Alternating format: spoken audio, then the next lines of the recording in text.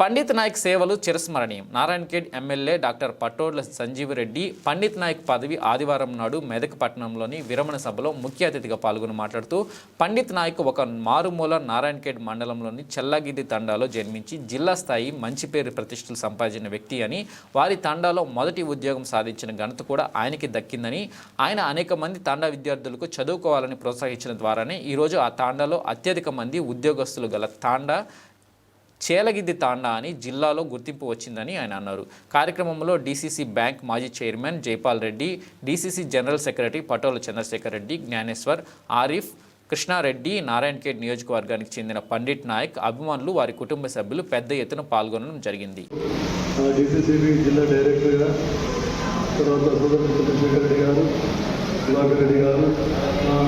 మండల అధ్యక్షురాలు నారాయణఖేడ్ శాంతిబాయి గారు, ప్రస్తుత రాణా ప్రతాప్ గారు, పిఆర్టీయూ ప్రెసిడెంట్ బెనిల్ సింగ్ గారు, మరి ముఖ్యంగా ఇక్కడికి నాతో పాటు ముఖ్య అతిథిగా చేసినటువంటి డీసీఓ కరుణ మేడం గారు, ఇంకా వారి కోఆపరేటివ్ సిబ్బంది, వారి పండిత్ నాయక్ గారి కుటుంబ సభ్యులు, మరి పండిత్ నాయక్ గారి బంధుమిత్రులు, అభిమానులు అందరికీ, వారి తాటా నుంచి నారాయణఖేడ్ అందరికీ అందరికీ కూడా నాయకు నమస్కారం.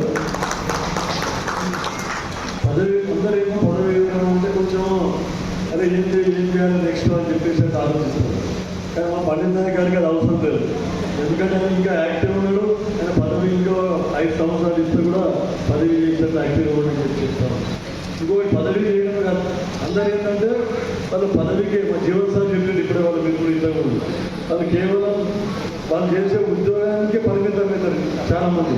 కానీ పండిత్ నాయక్ గారు అట్లా కాదు. ఆ రోజు నుంచి నాకు మీకు రాజకీయాల్లో అవకాశం కల్పించండి మీరు అని చెప్పేసి అయితే రాజకీయంగా అవకాశం కల్పించండి అని చెప్పి చెప్తారు వాళ్ళు. ఈ ఉద్యోగంతో పాటు గతంలో నాన్న సరిగే కిషారెడ్డి గారు, తర్వాత భాగారెడ్డి గారు ఉన్నప్పటి నుంచి కూడా యాక్టివ్గా రాజకీయంలో ఎప్పుడూ ఉండని చెప్పి చెప్తాను. కాకపోతే ప్రత్యక్ష పదవులు చేపట్టవచ్చు. ప్రతి దానికి డిపార్ట్మెంట్లో సలహాలు సూచనలు ఉన్నాయని చెప్పింది. ప్రతిదానికి కూడా ఆయనకు అన్ని క్షుణ్ణంగా చట్టం గురించి కూడా బాగా తెలుసు. అది కాకుండా మా నాన్నగారితో పనిచేసింది. చట్టాన్ని ఏ విధంగా, కోఆపరేటివ్ చట్టాన్ని ఏ విధంగా ఉపయోగించుకోవచ్చు, తర్వాత దాంట్లో లొసుగులు ఏమైనా కూడా క్షుణ్ణంగా స్టడీ చేయడం జరిగింది. ఆయనకు అన్ని బాగా తెలుసు. నేను అడ్వైజ్ ఇచ్చి ఇక్కడ ఉంది, ఇక్కడ ప్రాబ్లం ఉందంటే ఇమీడియట్గా ఇట్లా చేస్తే బాగుంటుంది సార్ అని చెప్పేసి చెప్తుంది. తర్వాత ఇంకోటి రాజకీయాలు కూడా ప్రతి ఆ తాండా అంటే చెల్లగిద్దే తాండా అంటే మాకు గంగారావు గారు నాయకు ఉన్నప్పటి నుండి, మా తాత గుడ్రెడ్డి పటేల్ గారు ఉన్నప్పటి నుంచి కూడా మా కుటుంబంలో ఒకరిగా మా కుటుంబానికి అభినవ సంబంధం ఉంది.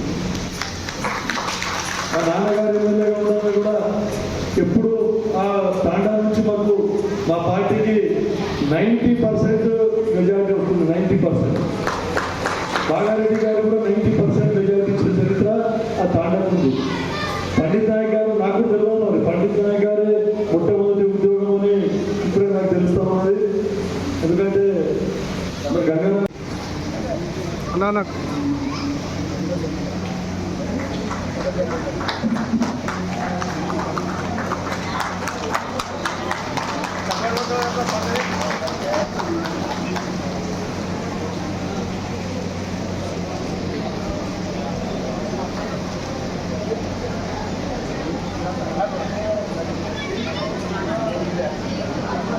నారాయణఖేడ్ శాసనసభ్యుల కుటుంబంతో మరి పండిత్ నాయక్ గారికి చాలా అవినాభావ సంబంధం ఉంది.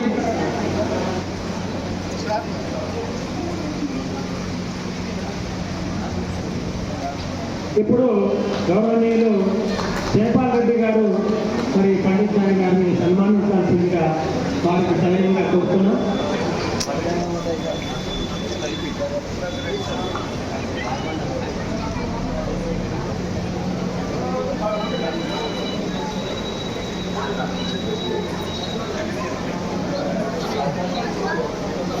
సార్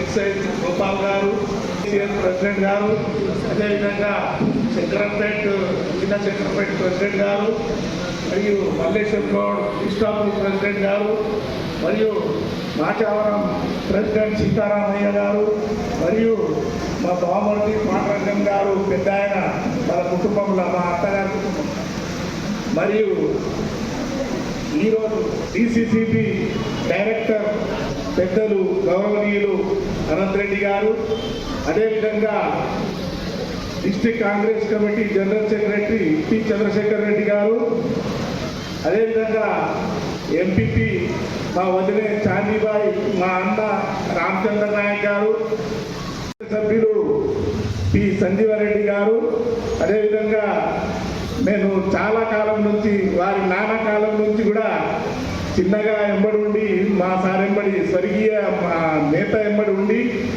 వారి ఇంటికి వెళుతుంటే నేను బాగారెడ్డి గారి కుమారుడు, అదేవిధంగా మాజీ DCCB chairman M Vijaypal Reddy గారికి, అదేవిధంగా మా అత్తమ్మ మరియు శాంతాబాయి గారు, మా కో బ్రదర్ పెద్దలు సురేష్ గారు, అదేవిధంగా మా సోదరులు లాంటి వారు అంటే ఆయన 8వ తరగతిలో ఉండి నేను ఇంటర్మీడియట్లో ఉంటే నన్ను ప్రెసిడెంట్ పోటీ చేయమంటుండే ఆయన శ్రీ సుధాకర్ రెడ్డి గారు, అదేవిధంగా మా అన్న పెద్దన్న గారి కుమారుడు రాణా ప్రతాప్ సింగ్ తహసీల్దార్ గారు, దేవీ సింగ్ గారు, రమేష్ చౌహాన్ గారు, అందరినీ పేరు పేరున ఈరోజు ఇటువంటి సన్మాన సభకు మా అతనే మర్చిపోయినా నేను మా చెల్లె కాదు డిపార్ట్మెంట్ పరంగా ఇంకా ఆమె నేను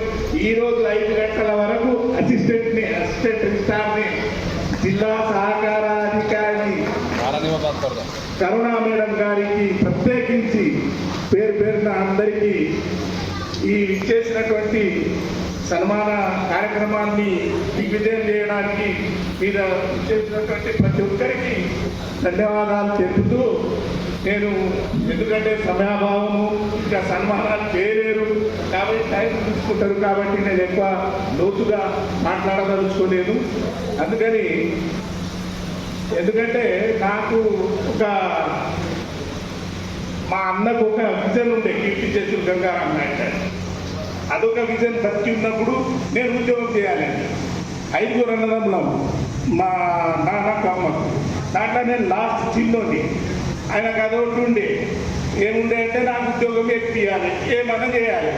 నేను 10వ తరగతి ఫెయిల్ అయిన తర్వాత మళ్ళీ ఎగ్జామ్ ఫీజు ఆయన్నే కట్టేసి వచ్చినాక నాకు మాట అంటుండే ఎగ్జామ్ రాయి అని. నేను వేరే పిల్లలు వెంబడి అది ఇది అలవాట్లు ఖరాబ్ అయ్యి అటు ఇటు తిరిగి మేకలు రాసుకుంటానని నేను మాత్రం ఎగ్జామ్ రాయని అని అంటుంది. ఇంకోసారి ఫెయిల్ అయిపోయినాం. దాని తర్వాత పాస్ అయినా నేను 10th 3 సార్లు పాస్ అయినా. అప్పుడు ఆయన ఏమంటుండే ఫీజు కట్టేసి వచ్చి నీకు కొట్టేటట్టు లేట్రా, నీకే కొట్టేటట్టు నీ కాలు మాత్రం మొక్కుతా, ఈ పరీక్ష రాయి, నా కాలు మొక్కి వస్తుంది. ఆ భయానికి నేను పరీక్ష రాసి పాస్ అయినా కీర్తి చేసిన ఫోటో పెట్టుకొని ప్రతి నిత్యము స్నానం చేసి ఆయన మొక్కి నేను పోతా ఉద్యోగంలో. అంటే మా కుటుంబంకు అదొక దిక్సూచి. తర్వాత ఇక నేను అరే ఎక్కువ అన్నది చేసి ఉండొచ్చు, ఒక అన్నదమ్ముల పిల్లలకు ఒక అన్నదమ్ములకు తక్కువ అన్నది చేసి ఉండదు. ప్రతి ఒక్కరిని హాస్టల్లో వేయడము, ఇష్టాబు ఎమ్మెల్యే ఉండడము, వీళ్ళకి ఎక్కడ సీట్లు దొరకకపోతే ప్రత్యేకించి లెటర్ తీసుకోపోవడము, పోయి రాత్రి అక్కడే ఓల్డ్ ఎమ్మెల్యే క్వార్టర్లో 81లో పడుకొని మన తెల్లారిపోయి చాలామంది తెల్లగి తాండాల నేను చాలామంది పిల్లలకు ఈరోజు ఉద్యోగం ఎక్కిరు. మా దగ్గర చాలామంది పిల్లలకు లెటర్ల హాస్టల్లో తీసుకొని రెసిడెన్షియల్ స్కూళ్ళలో చాలామంది కంటే ఇప్పుడు నేను పేరు అంటే నాకు ఇంకా జ్ఞాపకం లేదు, చాలా జ్ఞాపకం ఉంటుండే నాకు కూడా. కానీ ఈ కోవిడ్ వల్ల దారిద్ర్యం వల్ల కొంచెం పేర్లు మర్చిపోతున్నా. చాలామందికి నేను ఈ పరీక్షలు మా అన్న కొడుకులకే కాకుండా వేరే పిల్లలు ఎవరైనా గరీబ్ గాళ్ళు వచ్చినా నాకు ఖాళీ బస్ కిరాయి ఇస్తుండ్రు. ఎప్పుడు ఆ కాలంలో 100 రూపాయలు ఇస్తే ఎక్కువ, నాకు ఉద్యోగం ఉంటూ కూడా బస్ కిరాయిలు ఇస్తుంది. అది తీసుకొని పోయి రాత్రి అక్కడే ఉండి సార్తో లెటర్ రాసుకొని రాణి కుముదిని అని ఉంటే సెక్రటరీ, ఆమె దగ్గర పోతుంది. నేను పోయి ఇగో మా సార్ లెటర్ పంపిడమ్మా, ఈ పిల్లలకి గరీబ్ గాడు ఉన్నాడు, ఉద్యోగం కావాలి, దివంగత నేత కృష్ణారెడ్డి సార్, ఇప్పుడు ఈ సార్ వాళ్ళ తండ్రి, ఆయన దగ్గర నేను చాలా 92, 91, 89 నుంచి అనుకుంటుంది. ఇక నేను 92 తర్వాత మా అన్నగారు కాలం చేసిన తర్వాత 93, 94 నుంచి 90, 96 ప్రతి సంవత్సరం ఎవరికో ఒకరికి ఆడుతుంది, ఎవరికో ఒకరికి రెసిడెన్షియల్ స్కూల్కి ఊరికే చెవుల దొరిగా తిరగబోతుంటే ఏరేదేం లేదు.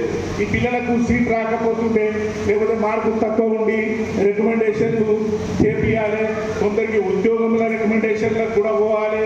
రకరకాలు ఆయనతోటి నేను ఊరికే ఏది ఇది లేకుండా కానీ ఊరికే ఆయన టార్చర్ పెట్టి వదలేకుంటే ఆయన కూడా కీర్తిశేషులు ఈరోజు స్వర్గంలో ఉన్నారు.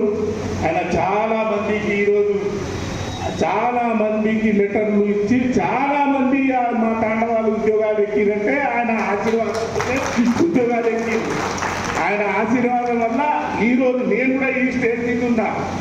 ప్రతి ఒక్కరికి ఆయన సాయం ఉంది. ప్రతి ఒక్కరికి ఏదో ఒక రకంగా తాండాలో చదువుకునే పిల్లలకు మాత్రం అట్లయి ఈరోజు తాండకు చాలామంది, నేను మొదటి ఉద్యోగిని, నాకన్నా బిఫోర్ బిహెచ్ఎల్ ఎంప్లాయ్ ఉండే కిషన్ అని బిమ్లా నాయక్ కొడుకు, పాపం ఆయన రిటైర్డ్ అయింది ఆయనగా. అయితే బిహెచ్ఎల్ కార్పొరేషన్ కాబట్టి ఈ ఆంధ్రప్రదేశ్ గవర్నమెంట్ మాత్రం చెల్లాయి తాండాలో ఫస్ట్ ఎంప్లాయీ నేనే, ఇక ఫస్ట్ రిటైర్మెంట్ కూడా నేనే అవుతున్నాను. అలా జీవితం సాగింది. సరే, సమయం లేదు, చాలా జ్ఞాపకం ఉంటుంది, నాకు మాట్లాడాలని చాలా ఉంటుంది. కానీ పెద్దలు ఉన్నారు, అందరూ వారికి వేరే ప్రోగ్రామ్స్ ఉంటాయి కాబట్టి వాళ్ళ సమయాన్ని మనం వృధా చేయనీయకుండా వారి ప్రజాసేవల వాళ్ళు చేసుకోవాలి. కాబట్టి మీరందరూ చేసినటువంటి పెద్దలకు అందరికీ నేను నా కుటుంబ తరఫున ప్రతి ఒక్కరికి పేరున ఇచ్చేసినందుకు ధన్యవాదాలు తెలుపుతూ ముగించుకుంటున్నాను.